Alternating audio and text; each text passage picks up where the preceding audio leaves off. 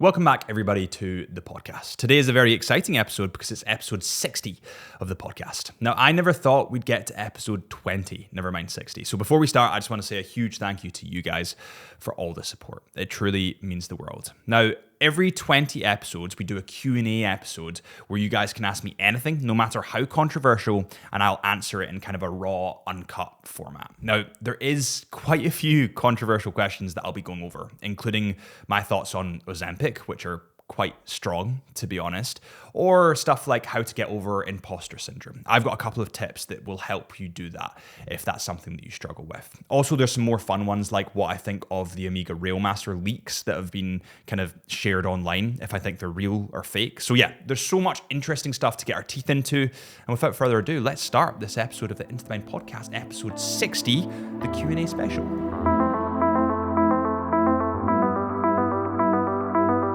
All right, let's start with question one. So what's a moment in your career that's completely changed your perspective on creativity? I think there's two moments in particular that stand out to me as changing my perspective on what it means to be an artist and what it means to create things that emotionally trigger other people. Let's start with number one, which is the most recent. So Corey Richards was on the podcast. Now, Corey Richards is a world-renowned photographer, and he is also a adventurer, you could call him. So he climbed Mount Everest with no oxygen. Yes, I know, absolutely wild. He got caught in an avalanche, almost died. He was featured on the cover of Nat Geo because he took a picture straight after the avalanche of his face.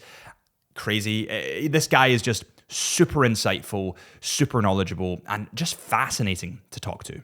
And we had quite a long conversation about photography and why certain photos mean a lot to people. And he talked about the fact that the photo needs to speak to you in some way. You can't copy or emulate other people because it's not coming from within. That's coming from external factors. And it really made me reflect on my own work and begin really honing in on the fact that it needs to trigger some kind of emotion from me in order for it to be valid art from myself. And I think that definitely changed my photography style. I think that I definitely think of that a lot more now when I'm doing my photography. The next one, the more profound one that had a huge impact on my career, was about 4 or 5 years ago. It was during COVID. Now, I'm not sure if you guys will remember this, but back in the day, there used to be DVDs. So we'd get like a DVD that was a video or a movie, and you could put that into your DVD player, and then it spins and your DVD plays. My mum had created all these DVDs of us when we were growing up, and it was like 6 DVDs, I think, of the family when we were growing up and us as kids and kind of growing older together. Now, they couldn't access those DVDs for about 8 years just because of technology moving forward and everybody going to Netflix and Amazon Prime and all that kind of stuff. So I took those DVDs and I managed to figure out how to burn them onto my hard drive at home. So essentially get access to the videos that were on the DVDs. I then used those videos and made an edit for my mum for Mother's Day of us when we were children cutting to us when we were older. I feel like I'm going to start getting emotional talking about it, but I basically showed my mum this video that I created on Mother's Day, and there was floods of tears from both of us. And then I showed my dad, and my dad is more of a stern guy, more of an old-fashioned guy, and he was in floods of tears as well. And it had a profound impact on the way that I shoot videography. I try and have it emotionally driven, emotionally led. I try and get some form of reaction from the person that's watching it. I think that's the beauty of videography. It can be used to inspire, it can be used to make people feel sad or happy or laugh or cry. And it's so long ago now, 5-6 years ago, it so long ago has stuck with me as what I think of when I create videos now. I want to try and pull a reaction out of people. And if I get that reaction, it's a good video.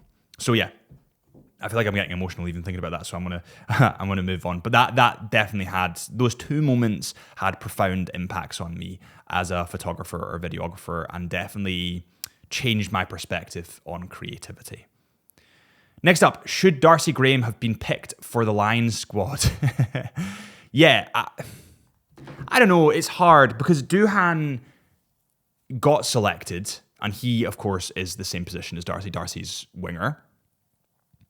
I think that, yes, I honestly, my position on that, my stance on that is yes. I don't think there's a better player or a better winger than Darcy. I'm biased, of course, because I'm Scottish, but I don't think there's a better winger than Darcy in the world at the moment. I think that Duhan and Darcy are the two best wingers that you can get. And I for sure think he should have been picked for the Lions squad. But also, I don't know whether he's injured at the moment. I know that Darcy struggles with some issues. I know that he collided heads with Finn Russell in the Six Nations. I don't know if that's had an impact on that. I don't know if there's underlying stuff that we don't know about as the general public that's maybe been going on there. But the short answer to that is yes. I think Darcy's an incredible rugby player and he should have been picked for the Lions. I think Duhan is also an incredible player and deserved to be picked for the Lions. But, it's ultimately not my decision. Was there ever a time that you thought about giving up? Why did you keep going? Yes, there was a time that I thought of giving up. I think there's a point in everyone's journey where they start to outgrow their group of friends, but they're not sufficiently developed enough to have found their new group of friends. And this is called the lonely chapter. And I do think that when I turned 18 or 19, I kind of had an old friend group that I wasn't seeing eye to eye with, and I left them to pursue my career, and I went through a stage where I would say it was quite lonely. I didn't have many friends. I didn't have many people around me. And a lot of my photography and videography would be literally taken by myself. It wasn't like I was going anywhere with groups of people. It was like I was getting up at 2 a.m, driving to Glencoe by myself and going up a hill by myself. It was all, self-motivated. It wasn't any external motivation there from friends or whatever. So I think that is a very real thing that people go through. And it's so easy to turn back and to just go back to your old group of friends because it's comfortable and then not progress your career forwards. But I think that you need to go through that lonely chapter in order to find that new group of people that speak to you and that have similar interests and similar things. So I think that's something that everybody goes through. What was the second part of that question? There was a second part of that question. Why did you keep going? I kept going because I loved what I did.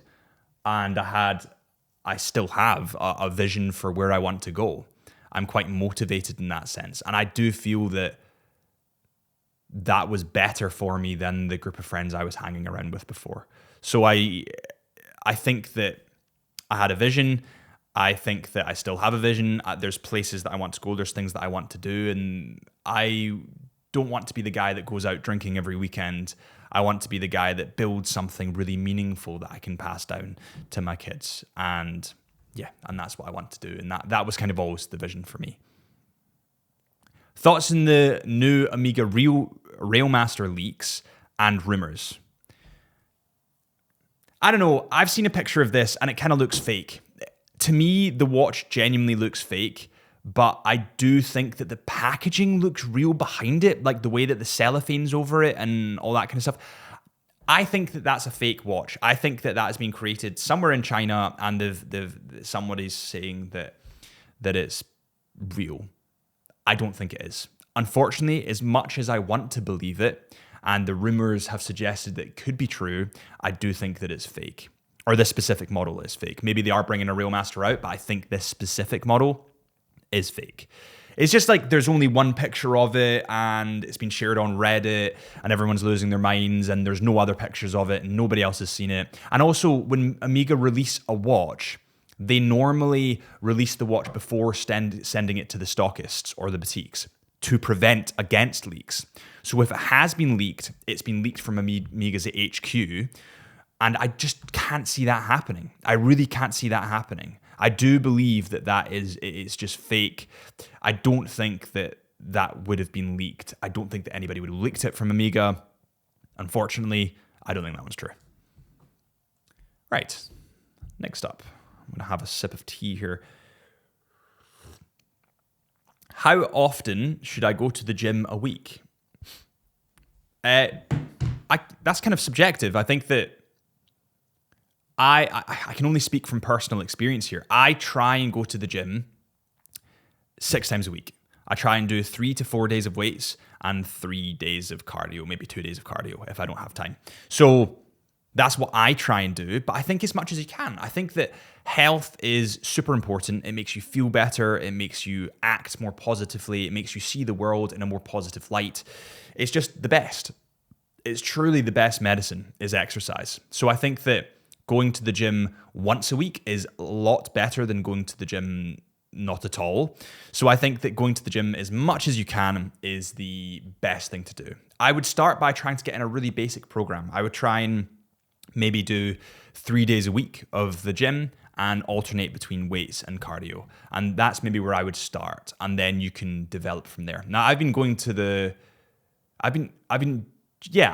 gym since I was like 16 or 17. And I followed quite a similar program, but I change it up throughout the years.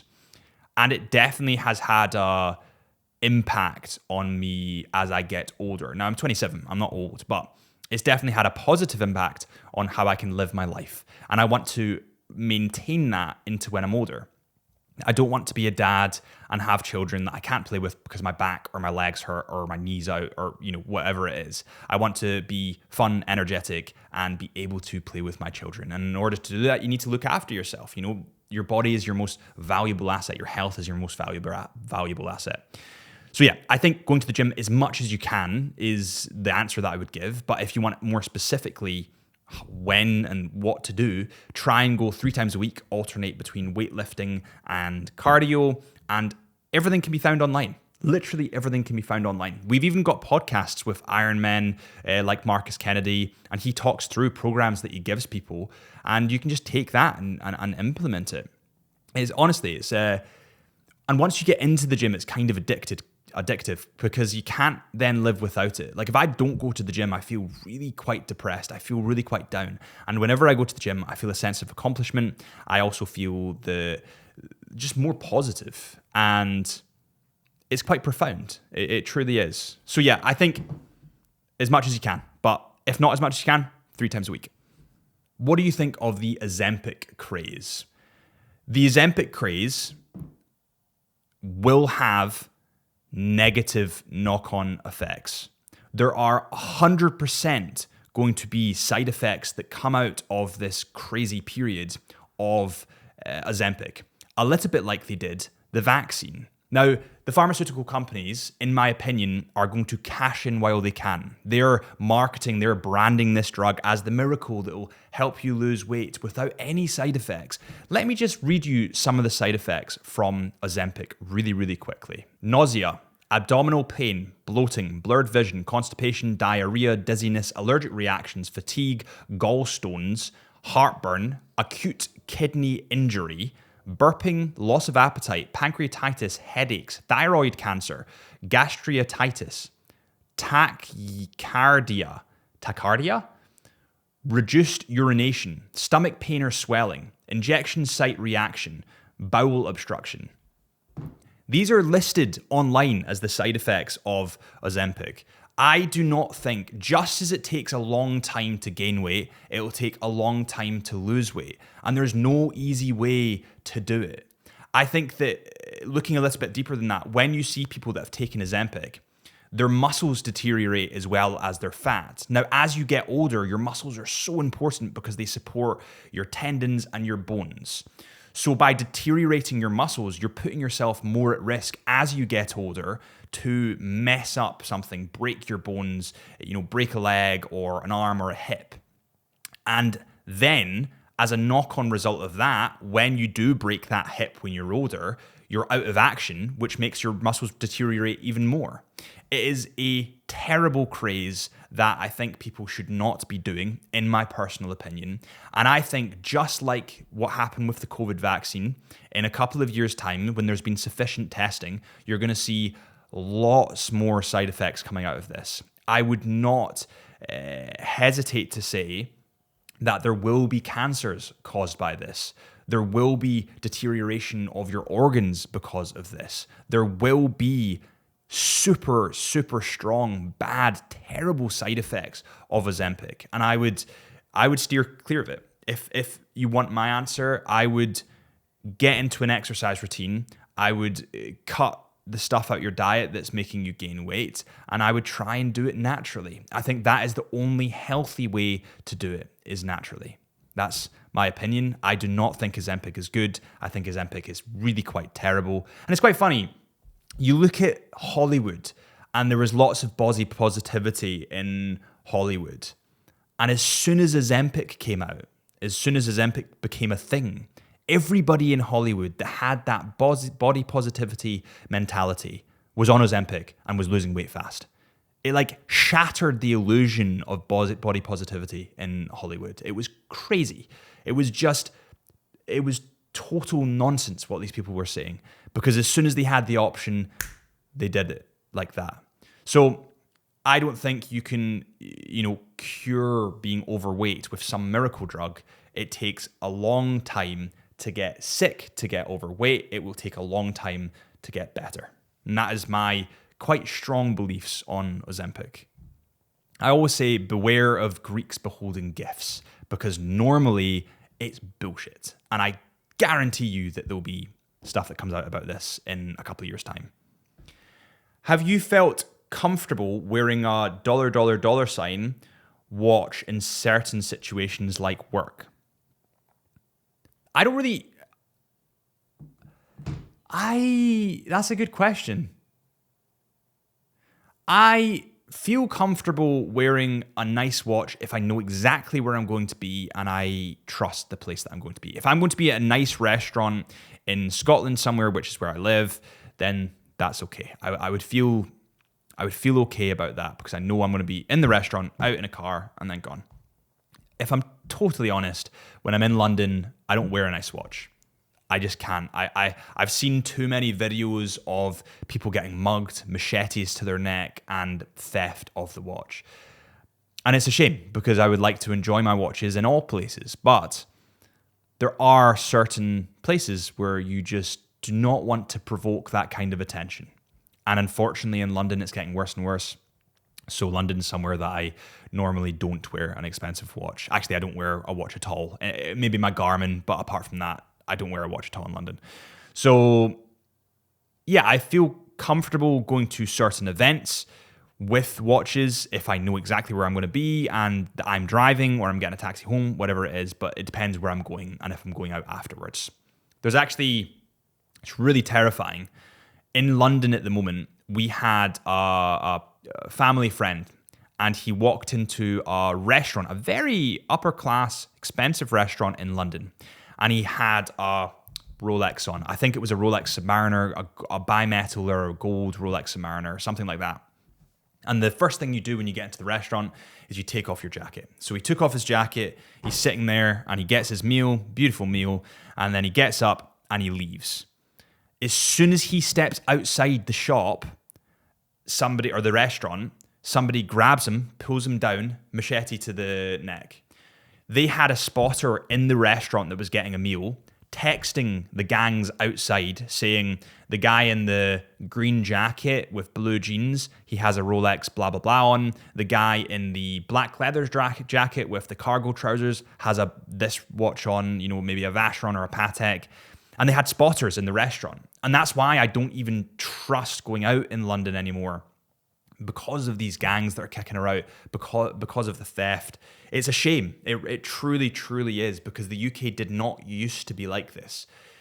But unfortunately, especially in London, it is. And it makes me nervous. Okay, so the next question is, no offense, but your podcast is still quite small. How do you get the guests you do? None taken. No offense taken. I think as a society, we're terrified to ask for things. We're terrified to ask for the promotion. We're terrified to ask a girl on a date. We're terrified of everything. We are an anxious generation of TikTok and Instagram, reels. And I think where I was slightly different is, like, I had nothing to lose. I was, the podcast was something that I was developing on the side, and I truly had nothing to lose. And I was unapologetically myself, and I would just message people being like, by the way, I'm a huge fan. Is it okay if you come on the podcast? And maybe 90% of the people say no, but you get 10% of the people that go, yeah, sure, man, like, that's fine. So I do think that it's just having the confidence to ask for things. And if you don't ask, you don't get. So I think where I maybe was slightly different is I just messaged a lot of people and said, listen, I've got this podcast. I'm a really big fan. I'd love to have you on. A perfect example of this is Blair Kinghorn. So the second episode of the podcast, I messaged Blair and I said, listen, mate, I know I've not met you, but I'm a huge fan. Love what you're doing in rugby in the Scotland team, and I'd love to speak to you. Blair drove down from Edinburgh to Glasgow just to do the podcast, which is a total testament to his character as well, because he's a lovely guy. But that was all just because I asked. So I think it honestly is just having the confidence to ask people. And if they say no, then that's fine. That's the worst that will happen is they go, listen, unfortunately, no, it's not for me. And you go, that's fine. That's okay. But yeah, it's just having the confidence to ask people. And sometimes it pays off. Talk me through, I know exactly who's asked this question. It's Chris, a grainy boy on Instagram. He's been on the podcast before. Incredible film photographer. Talk to me about your stance on 100 men versus one silverback gorilla. I think that silverback gorilla is fucking everyone up. I think that silverback gorilla will destroy every single man. Now, it obviously depends if technology comes into this, because if the guys can have guns, obviously they'll beat the silverback gorilla. But if you drop 100 naked men with nothing into the forest and one silverback gorilla, the silverback gorilla will rip them limb from limb and pick them off one by one. The guys do not have a chance. I'm telling you that now. My view is the silverback gorilla destroys the 100 men. Okay. Which camera do I use? I use the Canon R5. It fits my needs perfectly, shoots 124 frames, 8K, I think, which is insane, more than you'll ever need. It shoots beautiful raw images. The color capture on Canon's better than any other camera that I've used. The Canon R5 has truly been my best camera ever, I would say, and that's not a small statement. I love that camera. I've been using it for years. Favorite Watches and Wonders release? There was lots of beautiful watches when it came to intricacies and movements. Vacheron specifically releasing the most complicated watch in the world. Jesus, that was beautiful. But in terms of just like my personal preference, I actually made a video about this the other day. My personal preference, I would say, has to be the Tudor Black Bay Pro opaline dial, or white dial, the polar dial, if you want to call it that. I think that watch speaks to me in tons of ways. And I think that it has an undeniable sense of adventure, an undeniable sense of wanting to be worn. And honestly, that was my favorite. It's kind of boring, I know, because it's just a color change, really. But it's honestly, that's my favorite Tudor Black Bay Pro. Or not Tudor Black Bay Pro. My favorite watch from Watches and Wonders. Is there any podcasts you haven't aired, and why? Yes, there's been multiple podcasts we haven't aired. And normally, typically speaking, it comes down to the quality of the audio. I know that kind of sounds boring, but when you're listening to this podcast in a car or in the subway or on your headphones, wherever you might be, the audio has a big impact on your listening capabilities, on you wanting to tune in and wanting to watch and listen more.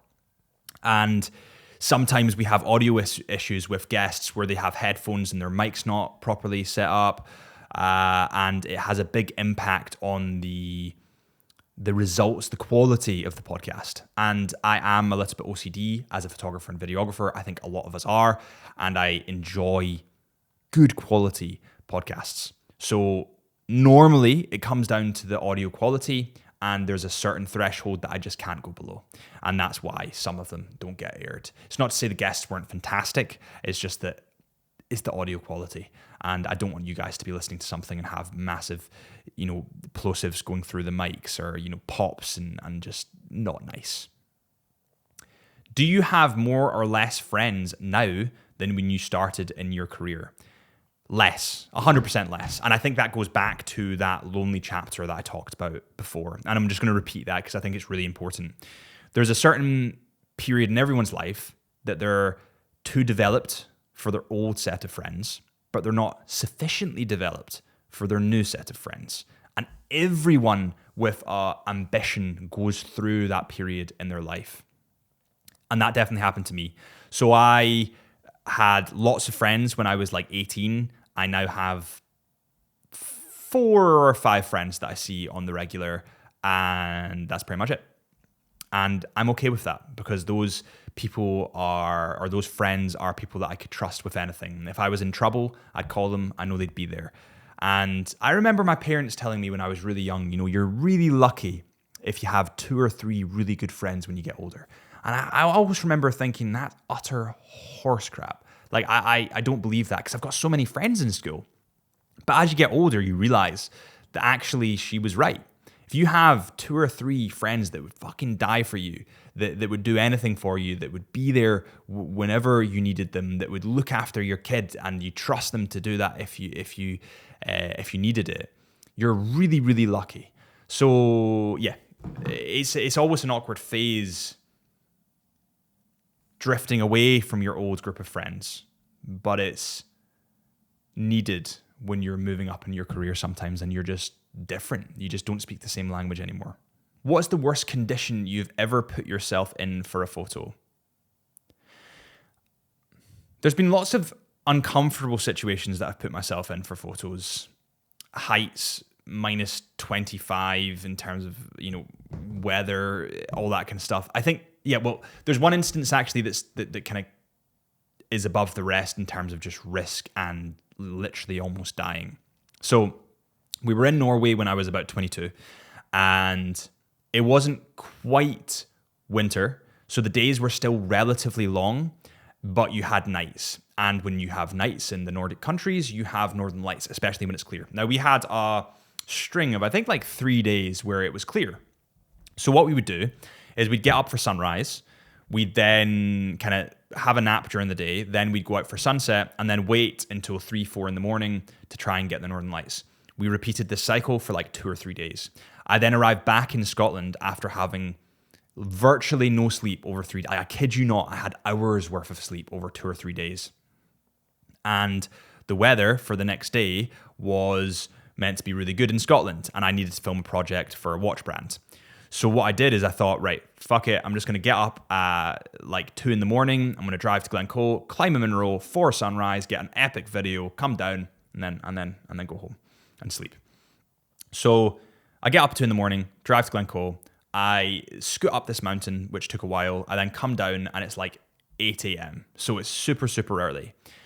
And because I've been driving in Norway, they drive in the left-hand side of the road. I, being so tired and exhausted from doing this Munro, I drift straight into the left-hand side of the road, go around a blind corner, or right-hand side of the road, go around a blind corner, and I'm seconds away from a head-on collision with a massive truck. I pulled over to the right-hand side, or the right side of the road that I should have been on, which is the left side in Scotland, and I went onto the dirt track on the left, because I went too far, and then I managed to scoot back on, and the car kind of managed to correct itself. And I was about 3 seconds away from death, like literal death. And from that moment on, I was like very religious about the fact that I need to get sleep. I think when you're young, you don't need it as much, but when you get older, like these things start to happen, and it's weird when it starts, but you need sleep. I need sleep. And it's unsafe for me not to sleep. So that's the most dangerous situation I've been in terms of risk associated with a project. And that was stupidity from, my front, just not sleeping. And I shouldn't have done it. It was just very, very dumb. I think in terms of like conditions, you have Finland, which is minus 25. We would go a hike out into the hills in Finland and sit there for hours just waiting for the Northern Lights to come out if they were to come out, and that was pretty brutal. I think, there's tons of instances of just like uncomfortable weather. Sulawesi in Indonesia, it's unbelievably warm, and I sun creamed everywhere, and I was doing a shoot underwater with these jellyfish, and the only thing that I didn't think of is like where my hat had rubbed all the sun cream away. I came out and I looked like I had a helmet on my head. So burnt, like my scalp was peeling. It was awful, like 3rd-degree burns. So yeah, there's lots of positions that you can find yourself that's quite uncomfortable for photography, but sometimes uncomfortability leads to the best photography. And it's shots that not many other people can get or have, and that's why it's good to put yourself in these positions. Okay, what should I get as my first camera? I'm a Canon user. I always have been. I was sponsored to Canon for like 2 years. I'm not sponsored anymore, so I can say what I want. I think in terms of color capture, I do believe that Canon has that nailed. I believe that Canon are above anyone else when it comes to color capture. When it comes to videography and affordability, I think Sony have that nailed. So it's really your choice. A lot of my friends use Sony. I have always used Canon, probably always will use Canon. So it depends on whether you want the affordability aspect or you want better color capture. And I think that in terms of videography, Sony's probably ahead of Canon now. I don't know. I'm biased because I use Canon, but honestly, I think I'd go for Sony. I think they're the better camera now, really. What's one tip for someone trying to grow on YouTube right now? If you were trying to grow on YouTube right now, I would remember consistency above all else. And I know that's not what you want to hear, and I know that's boring, but if you are consistent in posting, you are also consistent in learning. So if you're consistent, you post twice a week, you post 2 videos a week, and you consistently look at those videos, look at what was wrong, why they didn't perform, the retention rates, and develop on that, you will then get to a stage in a year or two's time that is the polished, finished article. I often say to people that luck is hundreds of hours of work seen for the first time. People see our YouTube videos on the Chisholm Hunter channel or the podcast or whatever it might be, or my Instagram channel, and be like, oh, he got lucky, he went really viral. But you guys didn't see the hundreds of hours of work that was put in before we went viral, or you went viral, or whoever it is what went viral. So if you're seeing someone for the first time and you think, oh my God, that's incredible, I wish I could do that, I wish I could be him or her, it's probably because it's just the first time you're seeing them and they've been doing this for a very long time and they've honed in on it and they've made themselves good at it. Anything takes time. It takes graft, and that's natural. So consistency above all else is how you would grow and develop on YouTube. I'm too scared to quit my job, but also kind of miserable. What do I do? I think that comfortability when it comes to jobs is really dangerous. And the reason being is that if you are being kept just above water, if you're managing to pay your rent, you're managing to go out every weekend with the guys and you're affording that, and you're maybe managing to tuck away £200, £300 a month, and saving at the same time. You were just comfortable enough to not want to leave and do your own thing. I think that if that was flipped and you were very uncomfortable and it forced you to leave, it forced you to take action, sometimes that is actually better because it kind of forces you into that mode of, no, I can't do this anymore, I'm doing the next thing.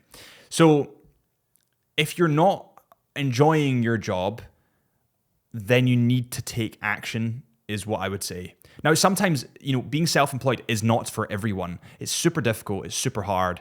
I had businesses. Lifelens Clothing was a business that I used to own, and it went, I had to liquidate it because it went bankrupt pretty much. This shit is not easy at all. Not at all. And it's not for everyone. Some people prefer to have the management and be employed, and that's great. That's how people grow in their careers and have really successful careers. But if you're really not enjoying yourself, you need to take action. You need to leave. You need to. I mean, like, can you imagine in 20 years' time you look back and you think, I've stayed in a job that I don't like because I was kind of comfortable for 20 years, and now I don't have any other option because I'm, maybe 40 or 50. So I would say take action. You need to take action. You need to have an action plan. You need to save up for, a good chunk of time and have a buffer. You need to have enough money to get you through the next 6 months, and you need to give it your best shot. You need to say, listen, I've got enough money to get me through the next 6 months. I'm going to set up my business in month 1. I'm going to start selling in month 2. In month 3, I'm going to see the projections, and then, keep going like that. And that's honestly what I would say. I say you need to take action, and you need to have a plan to get where you want to be. There's a really incredible book that I am reading at the moment, and it's called The Law of Attraction. And for anybody that's struggling within themselves to do what they want to do and to get where they want to get to, I would highly suggest reading The Law of Attraction. It's brilliant. I saw you at Watches and Wonders and you look knackered. Well, that's probably because I was knackered. They released all the watches, as you guys might have seen, at 1 minute past midnight or midnight. As a result of that, I was up at 3 a.m. filming a Rolex video, so I was probably knackered. Have you ever had a moment on the road where things completely went wrong? Yes, there's been multiple moments. There's always issues when it comes to being on site or like on the road, not in a studio. Because in a studio, you have backups, right? You have backups of batteries, backups of mics, backups of cameras, lights, everything. But when you're on the road, you don't have those backups as much. So it gets difficult. We had an instance where we were filming with Grant Wilson, who's the UK director of IWC, who's incredible, amazing guy. And we didn't anticipate that it would be 25 degrees that day, and the flat that we were filming in Edinburgh would get very, very hot. So we were filming a podcast and the cameras overheated. So as a result, we had to put the cameras in the fridge. I kid you not. And it worked. I know there'll be a lot of people that get angry at me here, but it genuinely, it worked. There's been other times where we have film podcasts and the audio quality sucks. It's not good enough. There's been times where the car has broken down in Finland randomly. It just broke down in the middle of a main road, and we couldn't tow it because the handbrake was locked on. So we had to get a taxi back 2 hours and get a new car. Yeah, there's just tons of stuff that happens when you're on the road that you can't foresee. I've broken cameras, broken lenses, crashed drones multiple times. I was in the Isle of Harris last week, and I crashed my drone on the beach. Now, luckily, it's fine, but it happens. I was in Sulawesi 2 months ago, a month and a half, 2 months ago, and I was flying my drone at a waterfall, and there's a vine that was hanging down that the sensors didn't pick up, and it went into the vine, crashed the drone. I jumped into the river after the drone, and I was in there for half an hour, 45 minutes, but because there was torrential rain, it was kicking up all the mud, so I couldn't see. So I was just searching this muddy, disgusting kind of waterfall for my drone for like 45 minutes and couldn't find it. There's tons of stuff that happens on the road, but at the end of the day, if you crash your drone, it's just a drone. You probably have DJI Care, you can get a new one. If you mess with your camera, you've got insurance, or you should have insurance. You can fix it. It's not the end of the world. And sometimes people act and can get very upset by these things, but just remember, it's not the end of the world. There will always be more opportunities to take photos and to get drone shots and videos and all that kind of stuff. Oh yeah, another one is, actually we got mugged in Colombia and we had to flee the country to Peru. I don't want to go into specifics here, but that's a genuine story that actually happened. Maybe one day in the podcast I'll tell it, but at the moment I can't. But we legitimately got mugged in Colombia and had to flee to a different country. No joke. What's one piece of advice you'd give your younger self starting out as a videographer / photographer? I would say be a creator, not a consumer. It's so easy to consume on TikTok, on Instagram Reels, on YouTube. And when you consume so much, you end up replicating the people that you have consumed. And a lot of people start like that. They watch Peter McKinnon, Sam Colder, they watch all the famous YouTubers, and they replicate. Now, if you do this for long enough, eventually you find your own tone, your own voice, and you have your own personality, and that ultimately comes across, and that's what people subscribe to. But what makes you unique is that you're you. And if you copy someone else, you're no longer unique. So you need to be a creator, not a consumer. Create what has meaning to you. Create what makes you feel something deep down. And that is how you will make meaningful art for people to see and to value. Right, the next question. What has been your proudest moment?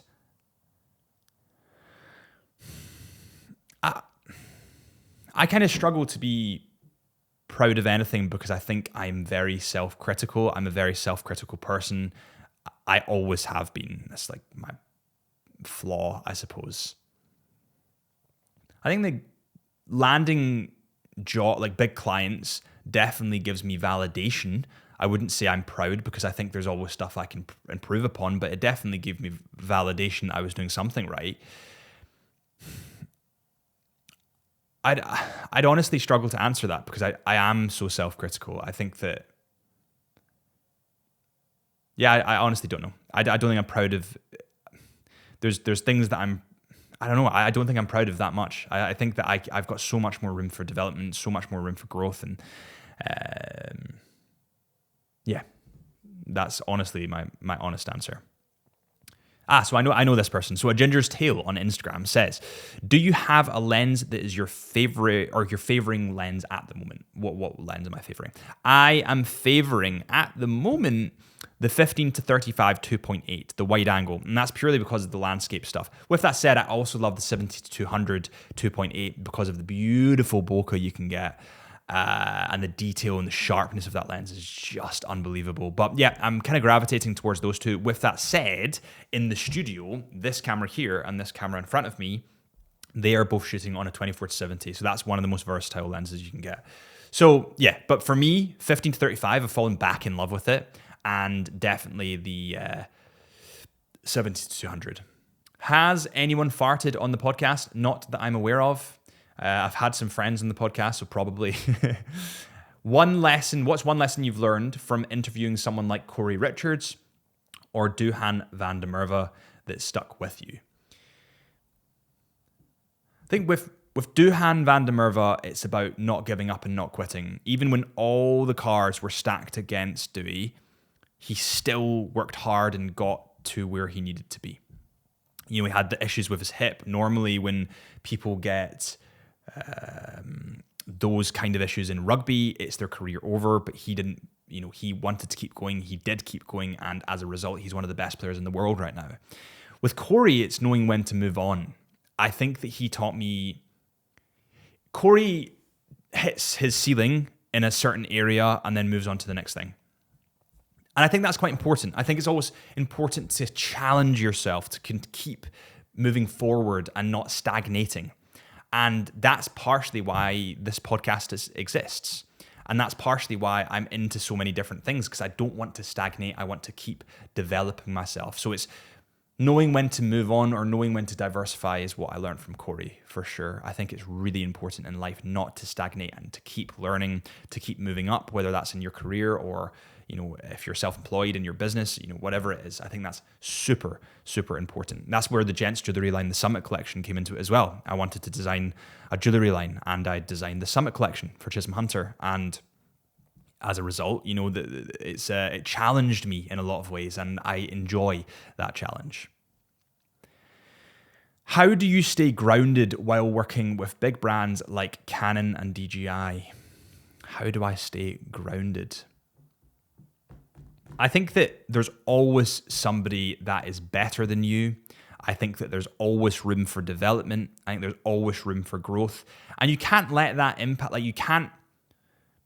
if somebody says you're great at what you do online, you shouldn't listen to it. And at the same time, if somebody disagrees with you online, you shouldn't really listen to it.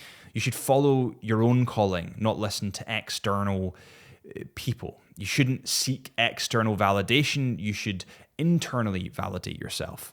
So I think that in terms of grounding, it's knowing that you could always do better. There's always something that you could have done to make that better. Maybe it's tweaking the lighting just a little bit. Maybe it's upgrading the audio quality. Maybe it's editing it a little bit better. But there's always something that you could do to make that better. And it's identifying what that is and keep moving forward. And yeah, grounded. I mean, I've never been a person that has like an ego, I don't think, very much. And that's partially because maybe I have issues around kind of quality and perfectionism. I never think something is good enough, and I'm quite self-critical in that respect. So yeah, I don't think I really have that side of me. Isn't really prominent, but yeah, there's always someone that's better than you. I think that's what I would say. Is there a place that changed your outlook on life or your work? Is there a place that changed your outlook on life or your work? I'd say traveling anywhere changes your outlook on life. Seeing how other people live and how happy they are makes you understand what you have and be grateful for what you have. So yeah, I love enjoying different cultures, seeing different places. And I think Indonesia in particular really changed my view on, you know, what I find an issue in my flat is a very, it's a non-issue that I'm catastrophizing in my own head. A lot of these people sleep, like their house is one room, and they're very happy and content with that, and they have big families and they enjoy their time with their families. And, you know, some issues that I think of sometimes when the heating breaks or there's no hot water or my car doesn't start, that is not an issue. I'm very lucky to even have a car. I'm very lucky to even have heating. I'm very lucky to have hot water. And that's kind of, yeah, that's changed my perspective for sure, especially in Indonesia. And I think that's partially because they're Buddhist, but I suppose that's a different subject. How you landed, or how did you, I think this means, how did you land your first major brand deal? Totally by accident. I got into photography and videography because I knew that people couldn't say that I was wrong. I think if I'm looking introspectively and being totally honest, I had issues around commitment and self-sabotage and criticism of myself. And I knew that I wasn't very successful in school. I didn't get into university. I went to college and quit after 2 months or 3 months. So I was not very educated. And I knew that going into photography and videography, nobody could tell me I was wrong. So yeah, nobody could tell me I was wrong, and I kept doing it, repeating it, and then I started to enjoy it. I started to get a little bit better at it, and I think the first big brand, like in terms of like recognizable big brand, was Canon. That was probably the biggest, and that came totally by accident. Actually, I got a message from Canon to my email. I thought it was spam, deleted it. They then emailed me again, and one of the guys I worked with at that point said, "Mate, I think this is legit. I think you should reply to this." And then I was like, "Oh, it is from Canon. You're right. Maybe I should reply." And then I replied, and they said, "No, legitimately, we've seen your Instagram. We've seen your work on Chisholm Hunter channel. We've seen your videography. We want to interview you." And that's what happened. So the answer is totally by accident. I think when you're not looking for things, they tend to come to you. And I think that's a perfect example of that. Okay, so this guy's a watch blogger I actually know. Horology Cafe says, "What's your favorite whiskey?" Interestingly enough, I went to the Isle of Harris last week. When this podcast arrives, it might be a couple of weeks ago, but I got something called the Hirch whiskey from the distillery in Harris. It's world famous for its gin, especially because the bottles of the gin are beautiful, but it's world famous for its gin. So I got the Hirch whiskey. Honestly, it has been one of my favorite whiskeys I've ever drank, and I did not expect it. Single malt, I think it's 10 or 12 years old. Beautiful whiskey. I've never been much of a whiskey drinker, but I really enjoy that one. So the Hirch whiskey from the Isle of Harris, beautiful. Do you prefer working in chaos or controlled locations? Chaos. I find them more exhilarating. I think that it appeases my ADHD. I think that I can thrive in stressful situations, and I think that chaos speaks to me as a person because I am chaotic. How can we find our soulmates? How can we find our soulmates? Wow. I think, listen, when you get into a relationship, it's fun, it's exciting, and you have what we would call the honeymoon phase. After 6 months to a year, that kind of fades off, and the real person, that facade, whatever facade you guys were showing, drops, and the insecurities come out, and the issues that everyone has comes out. I think that if that person is legitimately your best friend through everything, that's when you found your soulmate. Because the sex stuff fades. That fades away with time. It should definitely be worked on, but it fades away with time. And I think that you need to have a best friend in your partner, that you need to speak to each other on an emotional level. You need to support each other. It can't just be, I think that girl's hot, but she's a bit of a cow, so I'm just going to, I'm going to try and get with her just because she's hot. It comes down to the personality. It comes down to the genuine friendship that you guys have. And if you speak each other's language and you make each other laugh and you see the light in bad situations and you're there for each other when they need you. So how to find your soulmate? Find your best friend. And if you think your best friend's hot, then maybe that's your soulmate. How do you handle impostor syndrome, especially on the pod? There's something that I've come familiar with quite within the last year, and it's exposure therapy. If you're nervous about something, if you don't enjoy something, expose yourself to it as much as you possibly can, and eventually you will be comfortable with it. So for the podcast, for the first episode of the podcast, I was super nervous, super anxious, and I was for 20 episodes, 30 episodes. And then eventually those nerves begin to dissipate because you've done this like 100 times. You've sat down with guests so many times that you know kind of like roughly how to angle it. I used to write out all my questions before I had a guest on, and then they'd come in and I'd just read off the book. I wouldn't actually listen to what they were saying because I was so preoccupied with the questions. And then I was like, actually, fuck it. I'm going to get rid of the book. And I got rid of the book, and the podcast became instantly better because I was listening to the guest. I wasn't nervous about speaking to them. I was asking them questions based on what they were saying instead of just this book that I had written out beforehand. So, yeah, I think when it comes to imposter syndrome, it's exposure therapy. If you go into the boardroom, the first time you go into that boardroom, you might be nervous. The 100th time, you're probably not going to be as nervous because you've done it before, you know the process. So exposure therapy is what I would suggest to get over anxiety, to get over imposter syndrome. What piece of gear do you absolutely swear by and why? I say my camera because I need my camera. In terms of like underrated things that people don't think of that are useful, I think ND filters, polarizers are super, super important. Good audio is unbelievably important when it comes to videography and photography. Well, not photography, videography. And it is so underused and underutilized and underrated. I think that good audio and good sound quality means a lot when it comes to videos. Canon versus DJI. If you could keep one in your kit bag, which is it? My Canon, for sure. I think people overuse drones now. I'm guilty of this as much as anyone else. I think that people rely on their drones too much. You can still tell a beautiful story with a camera. You don't need the drone shots. Whereas, you can live without the drone. You can't live without the camera. So I think that, it would be the camera. I'd keep my Canon. What's the most underrated piece of equipment for creators that no one talks about? I'd